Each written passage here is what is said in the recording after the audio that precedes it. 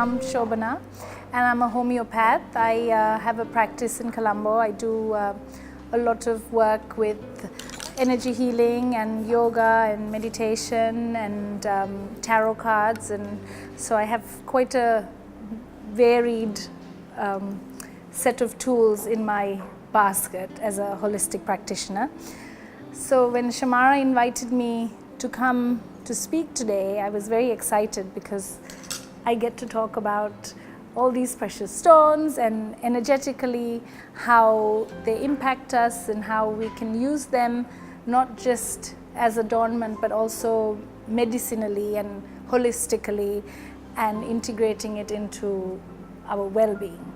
So for those of you who are not familiar, I wanted to just talk a little bit about the chakra system, where there are energy centers in our body, and we're going to look at 7 main centers and how each center governs different organs, and therefore different ailments and diseases in the body have like a central location through which we can ease the disease.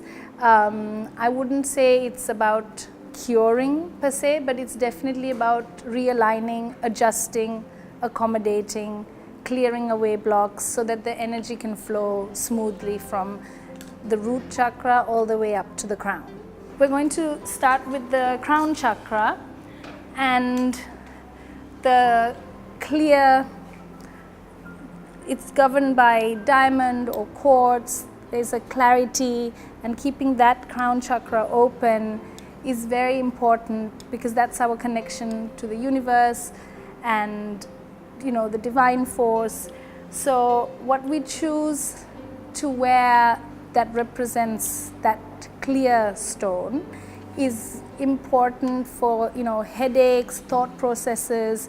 It has a lot of bearing on how we see the world. We use it a lot for sometimes for sleep issues, for people who are finding it hard to switch off, the mind is working a lot. So then a clear stone helps that a lot. Our third eye, which is here between the eyebrows, is controlled by the color purple. So we use the amethyst when we're working with that energy a lot.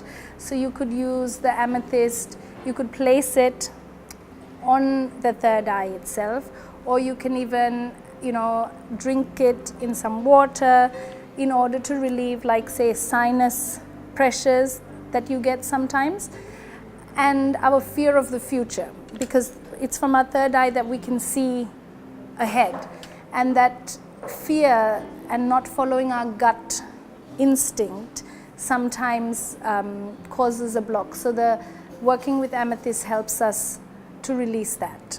The throat chakra, where we speak our truth, where we process a lot of emotions and negativities and griefs.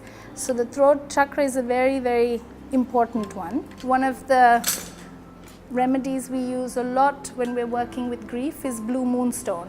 Moonstone pendants I find help a lot in old griefs, long griefs, that kind of stay with you for a while. We can always use it either placing it on the throat, or we can use it in a homeopathic dose where we put it into water and we take just like 1 drop. And I'm sure you didn't realize that you had all these medicines in your jewelry cupboard. And the aquamarine, blue topaz, those gentle watery blue stones also really help to clear that area. Rose quartz for the heart and for that loving energy, that settling energy that allows us to give love as well as receive. So if there are any blocks in our heart organ itself, sometimes it's about finding difficulty in receiving love or giving love. And given that it's Valentine's Day, I thought we can also talk a little bit more about that, the heart organ. You can also, for the heart, we use either the color like a pale pink, or also a pale green like a jade or fluorite, sometimes even turquoise. But personally, I find the gentle energy of the rose quartz is enough to ground somebody.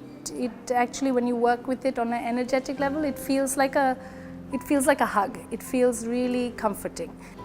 And again, I would say those are nice pendants to have if you had it like on a long chain, because it sits there on the heart and really calms down that anxiety in the heart or the block in the heart.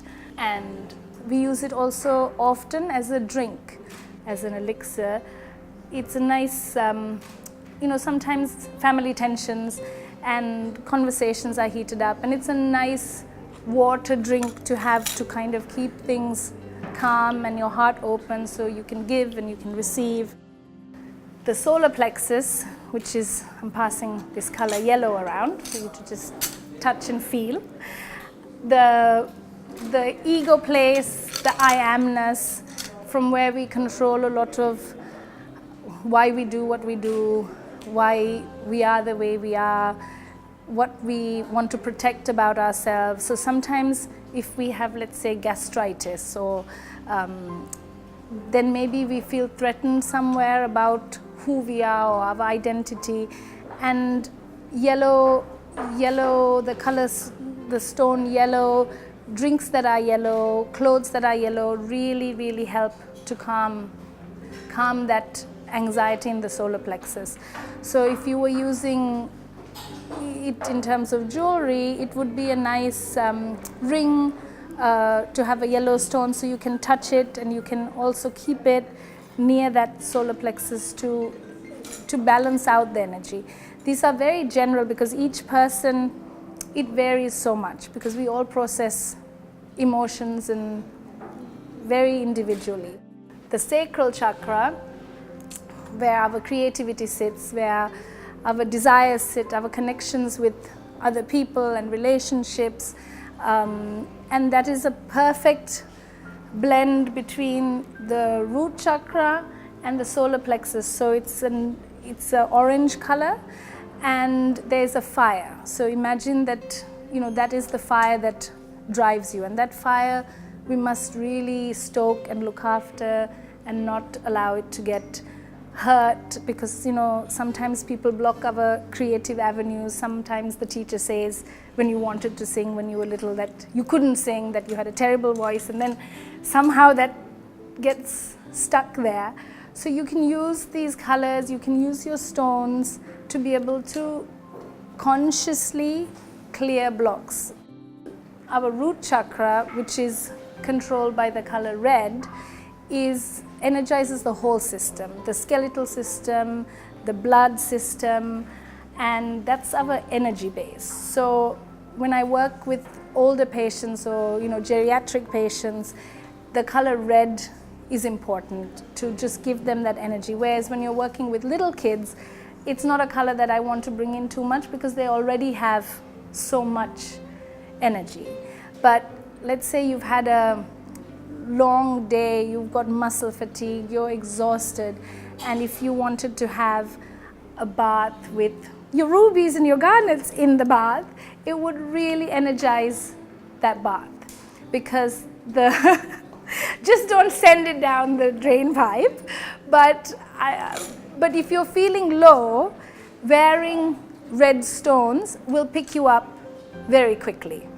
But if you're going into a very heated argument, you might not want to go in with the red stone. You might want to go in with the rose quartz or something cooler, so that you can bring in that gentleness. Otherwise you might find that the aggression is just coming and you didn't know where it came from.